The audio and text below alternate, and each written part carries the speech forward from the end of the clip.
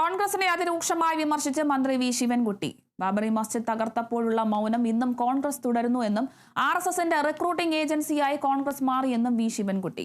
തിരുവനന്തപുരത്തെ ഓഫീസ് കെട്ടിട വിവാദത്തിലും BJPക്ക് അനുകൂലമായ നിലപാട് സ്വീകരിച്ച കെ മുരളീധരനെയും KS ശബരീനാഥനെയും മന്ത്രി കുറ്റപ്പെടുത്തി.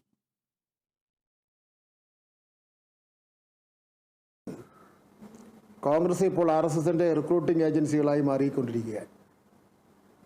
ശശി തരൂരിനും ദിഗ്വിജയ് സിംഗിന് പിന്നാലെ ഇതാ സൽമാൻ ഖുർഷിദും RSSനെ വാഴ്ത്തപ്പെടുകയാണ്. തിരുവനന്തപുരത്ത് VK പ്രശാന്ത് MLAയുടെ ഓഫീസ് ഒഴിയണമെന്ന് BJP കൗൺസിലർ ആവശ്യപ്പെടുമ്പോൾ അതിനെ കുടപിടിക്കുന്നത് കോൺഗ്രസ് നേതാക്കളായ കെ മുരളീധരനും ശബരിനാഥുമാണ്. കേരളത്തിൻ്റെ മുഖ്യമന്ത്രി പിണറായി വിജയൻ പ്രധാനമന്ത്രിയുടെ ഏജന്റാണെന്ന് പച്ചക്കള്ളം പ്രചരിപ്പിക്കുന്നത് RSS കോൺഗ്രസ് അജണ്ടയാണ്.